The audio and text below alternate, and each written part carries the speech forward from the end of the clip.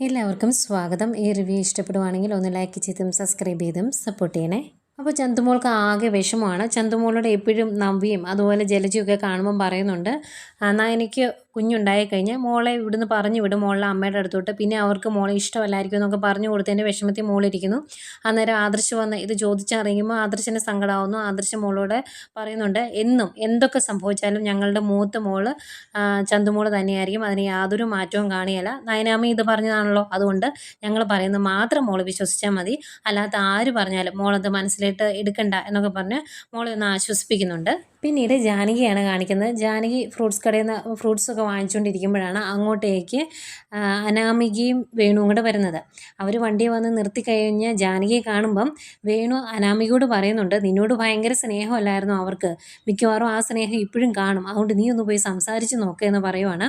അന്നേരം അനാമിക പറയുന്നുണ്ട്, ശരിയാ, ഈ പ്രശ്നങ്ങളെല്ലാം കഴിഞ്ഞ് അവരെ ഒന്ന് വിളിക്കണം എന്ന് ഓർത്തിരിക്കുമായിരുന്നു ഞാനൊന്ന് പോയിട്ട് വരാം എന്ന് പറഞ്ഞ് അനാമിക അങ്ങ് ചെല്ലുവാണേ. അന്തേക്കും ജാനകി അങ്ങോട്ട് പോകും. അന്തേക്കും അമ്മേ എന്ന് പറഞ്ഞ് ഭയങ്കര സ്നേഹത്തോടെ വിളിക്കുന്നു.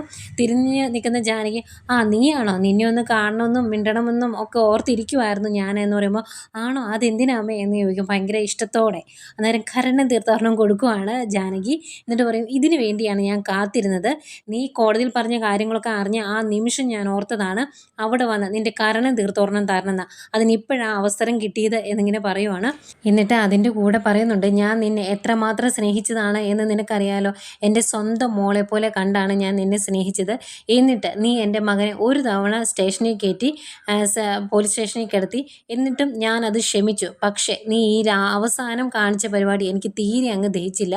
നീ കോടതി കയറി എന്തൊക്കെ കള്ളത്തരങ്ങളാണ് വിളിച്ചു പറഞ്ഞത്, അതുകൊണ്ട് അവിടെ അച്ഛനും അമ്മയ്ക്കും എല്ലാവർക്കും കോടതി കയറേണ്ടി വന്നു, അത് ഞാൻ പൊറുക്കുമെന്നാണോ നീ കരുതിയത് എന്നൊക്കെ ചോദിക്കും. അന്തെങ്കിലും വേണു അങ്ങോട്ട് വരും. അന്നേരം ജാനകി ചോദിക്കും, നിങ്ങളും കൂടെ ഉണ്ടായിരുന്നോ, എന്നിട്ടാണോ ഇവളിങ്ങോട്ട് പറഞ്ഞു വിട്ടത് എന്ന് ചോദിക്കും. അന്നേരം വേണു ചോദിക്കുക, നിങ്ങളും കൂറു മാറിയല്ലേ എന്ന്. അന്നേരം ജാനകി ചോദിക്കും, നിങ്ങൾ എന്താ പറഞ്ഞത്, എൻ്റെ സ്വഭാവത്തിന് മാറ്റമൊന്നും വന്നിട്ടില്ല, ഞാൻ ഇങ്ങനെ തന്നെയായിരുന്നു, ഇവളെ ഞാൻ സ്നേഹിച്ചതാണ്, പക്ഷേ ഇവളുടെ കയ്യിലിരിപ്പ് പറഞ്ഞപ്പോഴാണ് എനിക്കിങ്ങനെ പെരുമാറേണ്ടി വന്നത്, അതിന് യാതൊരു മാറ്റവും ഇല്ല ഇനി മുന്നോട്ട് എന്ന് പറയും. അന്തിക്കും അനാമിക ചോദിക്കും, ഇപ്പം എന്നെ തള്ളിക്കളഞ്ഞു, ഇനി നന്ദുവിനെ മരുമോളായിട്ട് കൂടെ കൂട്ടാനാണോ ഉദ്ദേശിച്ചേക്കുന്നത് എന്ന് ചോദിക്കുമ്പോൾ ജാനകി പറയുന്നുണ്ട്, അങ്ങനെ ഒരു ഉദ്ദേശം ഏതായാലും എനിക്ക് ഇപ്പോഴില്ല, ഏതായാലും വീട്ടിൽ കയറ്റാൻ കൊള്ളാത്ത ഒരെണ്ണത്തിന് ഇനി വീട്ടിലോട്ട് കയറ്റാൻ ഞാൻ ഉദ്ദേശിച്ചിട്ടില്ല എന്ന് പറയുവാണ്. അന്നേരം വേണു പറയുന്നുണ്ട്, അതെ, ഞങ്ങളെല്ലാവരും ഒന്നും മറക്കാതെ പുറത്തുണ്ട് എന്നുള്ള കാര്യം ജാനകി മറക്കണ്ടാന്ന്.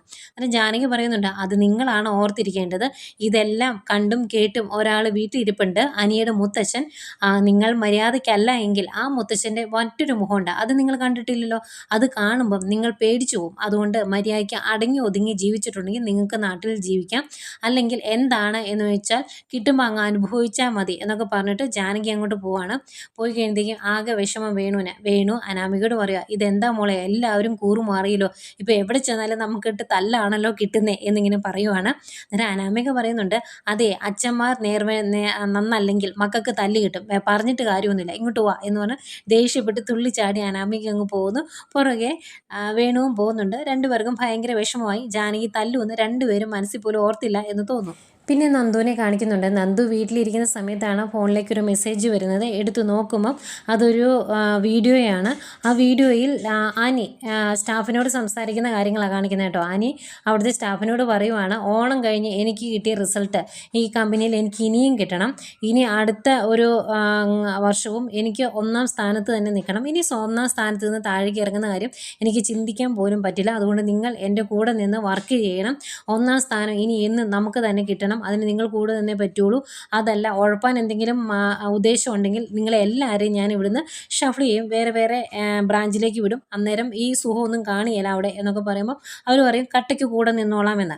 ആ വീഡിയോയാണ് നന്ദുവിൻ്റെ ഫോണിലേക്ക് അയച്ചു കൊടുത്തത്. നന്ദുവിനത് കാണുമ്പോൾ ഭയങ്കര സന്തോഷം. എന്നിട്ട് അനിയെ വിളിക്കും. എന്നിട്ട് ചോദിക്കും, നീ തകർക്കുവാണല്ലോടാ എന്നിങ്ങനെ പറയുവാണ് വിളിച്ചിട്ട്. അന്നേരം അനു പറയുന്നുണ്ട്, പിന്നെ അങ്ങനെ ചെയ്യണ്ടേ, 1ാം സ്ഥാനത്ത് കയറിയ ഇങ്ങനെ ഒരു പ്രശ്നം ഉണ്ടടി, അവിടെ തന്നെ മെയിൻറ്റെയിൻ ചെയ്യണേ ഇത്തിരി പാടാണ്, അതൊരു ടെൻഷനും കൂടിയാണ് എന്ന് പറയും. പറയുവാണ്.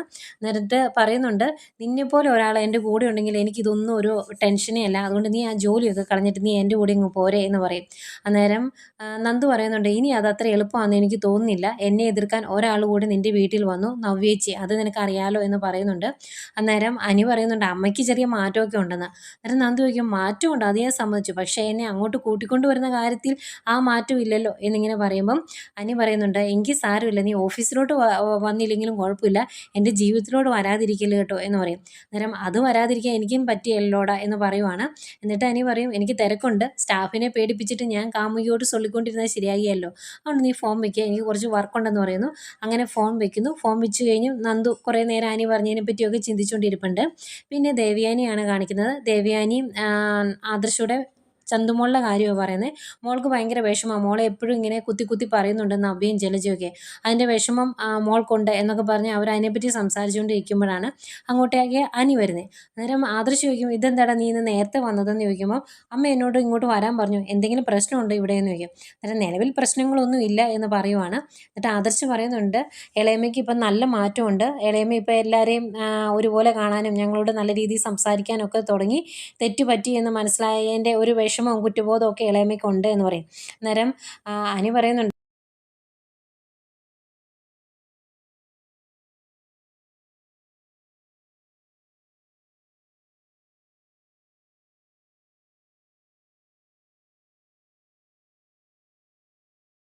"അമ്മയുടെ സ്വഭാവം മാറി ഇപ്പം മറ്റൊരാളുടെ സ്വഭാവം പഴയ രീതിയിലേക്കായില്ലേ നവ്യേച്ചിയുടെ. ഇനിയിപ്പോൾ അതിനെന്താ ചെയ്യുന്നത്" എന്ന് ചോദിക്കും. അന്നേരം ആദർശ് പറയുന്നുണ്ട്, "ശരിക്കും അഭിയുടെ സ്വഭാവം എന്താണ് എന്ന് നവ്യ അറിഞ്ഞാൽ പ്രശ്നങ്ങളെല്ലാം തീരും. പക്ഷെ നമുക്കത് തുറന്ന് പറയാൻ പറ്റത്തില്ലല്ലോ. നവ്യ പോയി ആത്മഹത്യ ചെയ്താൽ എന്ത് ചെയ്യും" എന്നാണ് ആദർശ് ചോദിക്കുന്നത്. അന്നേരം അനു പറയുന്നുണ്ട്, "ചിലപ്പോൾ അങ്ങനെയൊക്കെ സംഭവിക്കും. ഇനിയിപ്പോൾ മൂടി വയ്ക്കുമല്ലാതെ വേറെ നിവൃത്തിയില്ലല്ലോ" എന്നൊക്കെ പറയുന്നുണ്ട്. അത് കഴിഞ്ഞ് ജാനകിയെ പോയി കണ്ടിട്ട് വരാം, എന്തിനാ വിളിച്ചതെന്ന് അറിയത്തില്ലല്ലോ എന്ന് പറഞ്ഞാൽ അനു പോകാൻ തുടങ്ങുവാണ്. അന്നേരം ആദർശ്, "എടാ മിക്കവാറും ഇനിയിപ്പം നിൻ്റെയും നന്ദുവിൻ്റെയും വിവാഹം നടത്തിത്തരാം എന്ന് പറയാനാണെങ്കിലും വിളിച്ചത്" എന്ന് ചോദിക്കുമ്പോൾ, "ഏയ് അതിന് സാധ്യത കാണുന്നില്ല ഏട്ടാ. ഇനിയിപ്പോൾ അങ്ങനെ ഉണ്ടാവുമോ" എന്ന് ചോദിക്കുന്നുണ്ട്. "എന്തായാലും പോയിട്ട് വരാം" എന്ന് പറഞ്ഞാൽ അനി അങ്ങോട്ട് പോകും. പോയി കഴിയുമ്പം ദേവേനി ചോദിക്കുന്നുണ്ട്, "നീ എന്തിനാ അവന് വെറുതെ പ്രതീക്ഷ കൊടുത്തത്? അവൾ അതിനൊന്നും ആയിരിക്കുകയില്ല വിളിച്ചത്" എന്ന് പറയുമ്പോൾ, "അല്ലമ്മേ, അങ്ങനെ നടക്കുമായിരുന്നെങ്കിൽ നല്ലതായിരുന്നല്ലോ. അതാ ഞാൻ പറഞ്ഞത്" എന്ന് ആദർശ് പറയുന്നുണ്ട്. എന്നിട്ട് അനി നേരെ ജാനകിയെ പോയി കാണുന്നു. അന്നേരം ജാനകി പറയുന്നത്, ജാനകിക്ക് ആകെ വിഷമമായിപ്പോയി. 2-3 ദിവസമായിട്ട് ഭയങ്കരമായിട്ട് കഴിഞ്ഞ കാര്യത്തെ പറ്റിയൊക്കെ അങ്ങ് ആലോചിക്കുമായിരുന്നു.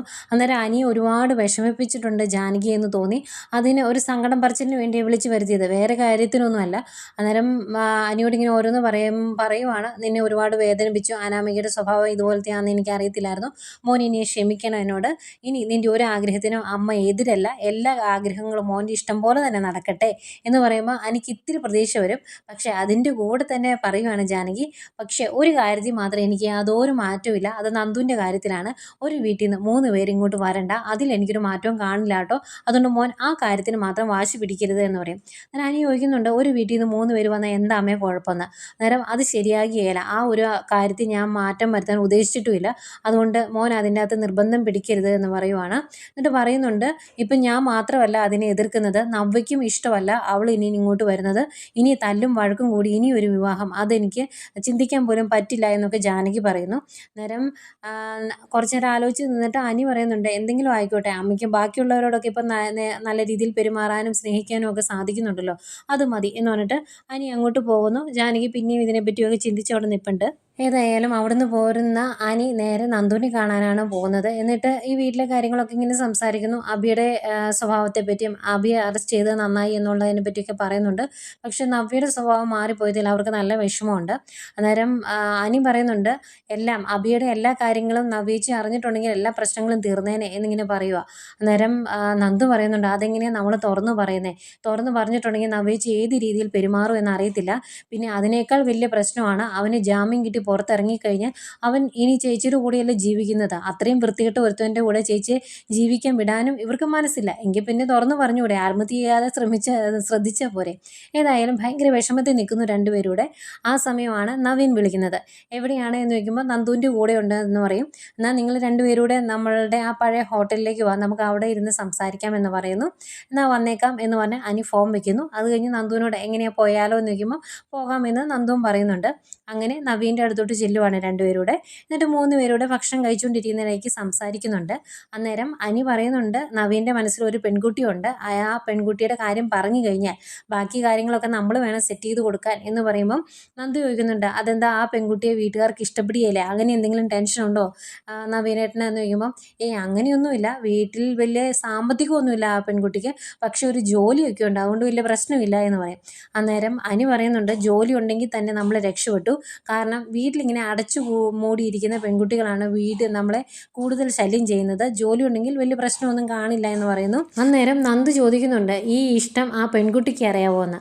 അന്നേരം ഇല്ല, ആ പെൺകുട്ടിയോട് ഞാൻ പറഞ്ഞിട്ടില്ല എന്ന് പറയുമ്പം അനി ചോദിക്കുന്നുണ്ട് ഇനി ആ പെൺകുട്ടിയോട് ഈ ഇഷ്ടം പറയുമ്പോൾ അവൾ നോ പറഞ്ഞാലോ എന്ന്. അന്നേരം നവീൻ പറയും അങ്ങനെ പറയില്ലെന്നാണ് എൻ്റെ വിശ്വാസമെന്ന്. എന്നിട്ട് നന്ദുവിനോട് ചോദിക്കുന്നുണ്ട് നവീൻ, എന്താ ഇനി നിൻ്റെ പ്ലാന്, നിൻ്റെ ഒരു വിവാഹം നിശ്ചയം മുടങ്ങിപ്പോയല്ലോ, ഇനി എന്താ പ്ലാൻ എന്ന് ചോദിക്കും. അന്നേരം നന്ദു പറയുന്നുണ്ട് എനിക്ക് ഉടനെ ഒന്നും വിവാഹം കഴിക്കണ്ട, ആ കാര്യം ഞാൻ വീട്ടിൽ പറഞ്ഞുകൊണ്ടിരുന്നപ്പോഴാണ് അവർ ഈ വിവാഹാലോചനയായിട്ട് വന്നത്, അത് അങ്ങ് ഒഴിവായി പോയതിൻ്റെ സമാധാനത്തിലാണ് ഞാൻ, അതുകൊണ്ട് ഉടനെയൊന്നും അതിനെപ്പറ്റി ഞാൻ ചിന്തിക്കുന്നേ ഇല്ല എന്നും പറയുന്നുണ്ട്. എന്നിട്ട് നന്ദു നവീനോട് പറയുന്നുണ്ട് ഏതായാലും ഇതിങ്ങനെ വെച്ചോണ്ടിരിക്കണ്ട കേട്ടോ, മനസ്സിൽ എന്തെങ്കിലും ഉണ്ടെങ്കിൽ അതങ്ങ് തുറന്നു പറ, അല്ലെങ്കിൽ ലാസ്റ്റ് അനിയെ പോലെ നിരാശനാകേണ്ടി വരും, അതുകൊണ്ട് തുറന്നു പറഞ്ഞേക്കണം എന്ന് പറയുമ്പോൾ അതിനെപ്പറ്റി ഞാൻ ചിന്തിക്കുന്നുണ്ട് എന്ന് പറഞ്ഞിട്ട് 3 പേരോട് ഭക്ഷണം കഴിക്കുന്നു. അതിനിടയ്ക്ക് നവീൻ ഇടയ്ക്കിടയ്ക്ക് ഇങ്ങനെ നന്ദുവിനെ ഒരുപാട് ഇഷ്ടത്തോടെ നോക്കുന്നുണ്ട്. അവർ രണ്ടുപേരും അനിയും നന്ദുവും അത് കാണുന്നില്ലെന്നേ ഉള്ളൂ. ഇതൊക്കെ കാണിച്ചുകൊണ്ടാണ് ഇന്നത്തെ എപ്പിസോഡ് അവസാനിക്കുന്നത്.